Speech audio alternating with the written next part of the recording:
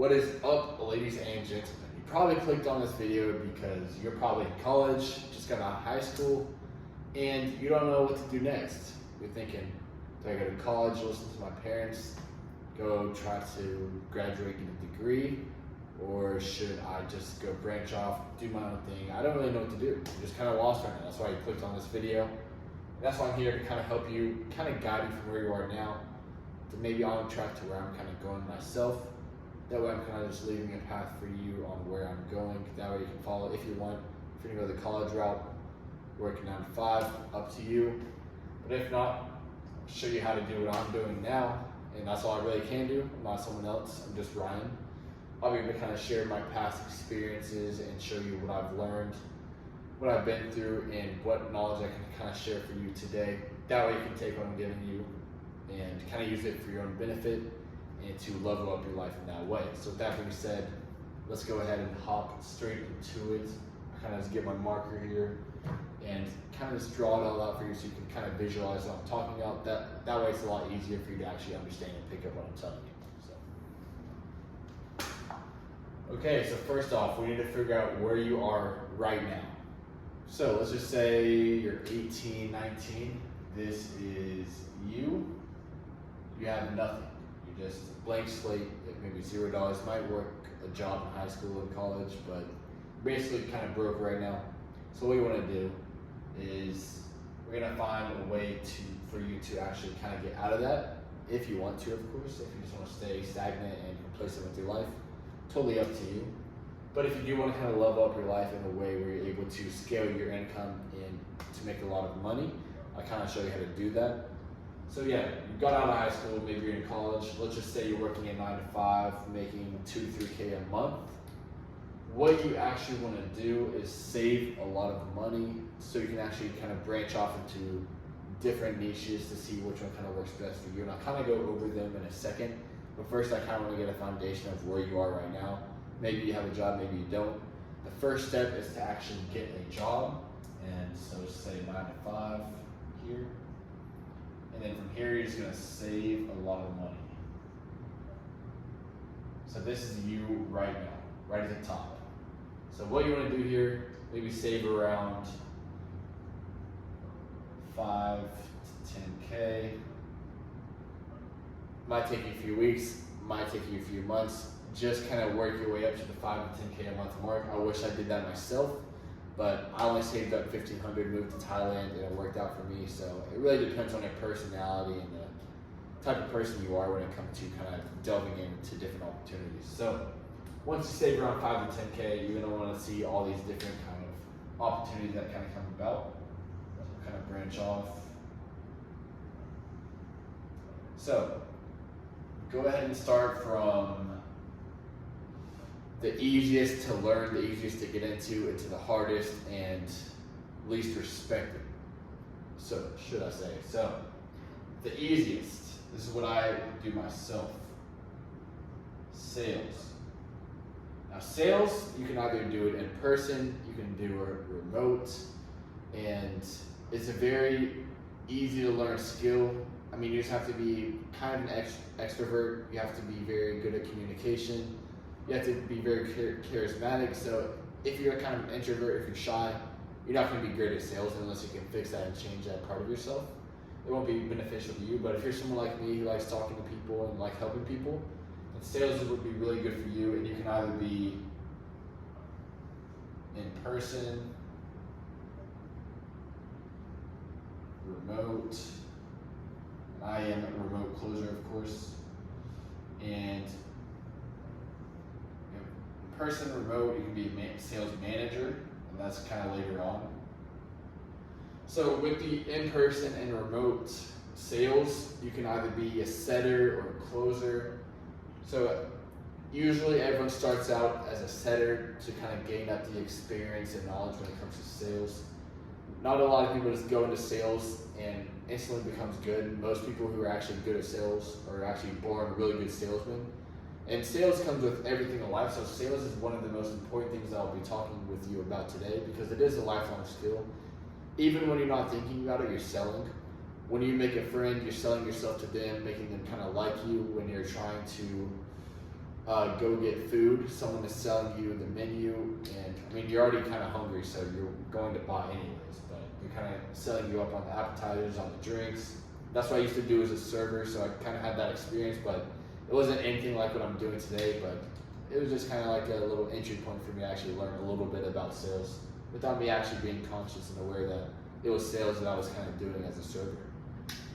So yeah, so we have sales right now. You can either do it in person, remote, or be a manager. And in person, if you do want to save that 5 to 10K a year and not work a 9 to 5, sales would be really good to do in person. So that could be roofing sales, car sales, solar sales. There's a lot of different sales you can actually get into in person that are really beneficial for you. But for me personally, I liked the freedom of going wherever I wanted, and that's why I chose to do remote sales. And I did start out as a setter, but then after a few months, I was selling a lot instead of setting a lot of appointments. So I just decided it was time to move up to a closer role. And yeah, I mean, that's pretty much everything about sales. We'll go ahead and move into the next category, which is trading. So with trading, you can be a day trader, swing trader,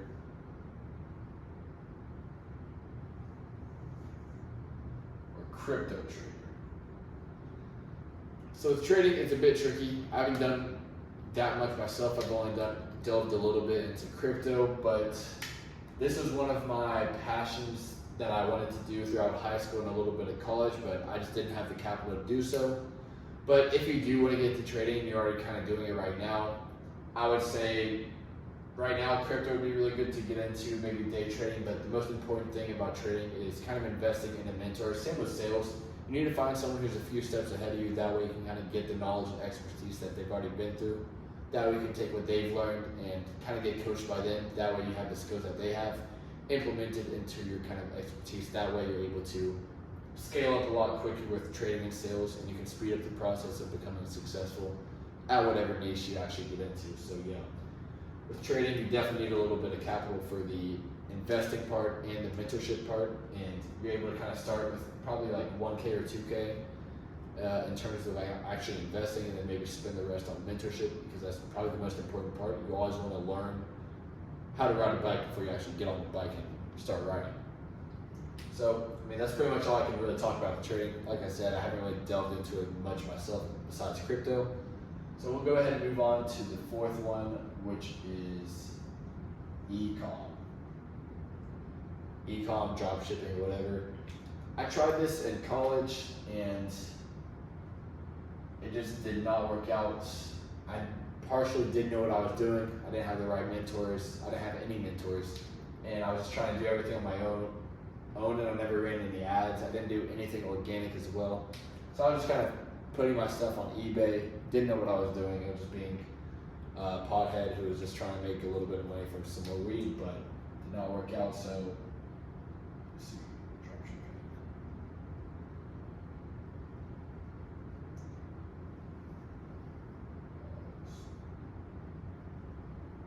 All right. So with ecom, you definitely need to get a mentor for this as well. Basically, you need definitely some startup capital for ecom as well. You need to be able to run the ads, set the pages, do research on the product. It's kind of complicated, and I'm not really that big of a fan of ecom because it's very highly competitive. You need a lot of startup capital to actually get started, and I like quick money that I can get in my pocket right now. That's why I like sales the most, if you can see it. But we'll kind of move on to the last, but not least. I mean, I personally think it's least, but people who do it, good for them. And that is OFN, OnlyFans Management, the most controversial business to actually get into from a 9 to 5. Now, OFN, I don't personally like it. I don't think I'd get into it myself ever. But basically what you would actually need to do, find a girl, basically become her friend. If she already does like, sketchy stuff online, you can just help her scale that sketchy stuff online to make you and her a lot of money. And this is of course what Andrew Tate did, and a lot of pimps who did this in the past. instead of doing it on the street, they're just doing it online, and of course on OnlyFans. So with OnlyFans, you need to set up like the TikToks, Instagrams for the girls, and make sure that they're getting the audience and attention they need in order to make a lot of money from chatting. And to set up OnlyFans, it's not really that hard. You just need to find a girl, sign her up on the account, and make sure that you maybe get with the chatting agency to talk to the people who actually invest in that girl. And that way they're sending, a lot of degenerate guys are making you and her a lot of money.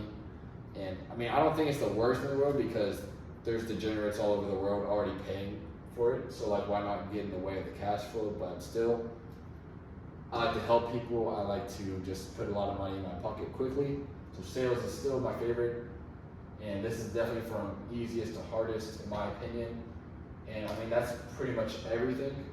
I would get a mentor for every single one of these things that you're actually trying to get into. And that's why I was saying at the beginning, maybe say 5 to 10K. That way when you kind of do branch off and try to escape the 9 to 5, and maybe you don't want to go to college or work like a normal career, and you want to get into one of these kind of niches that help you kind of just work on your own, make your own money, how much money you want to make, definitely just have 5 to 10K saved up for the mentor and to actually get started with delving into these opportunities.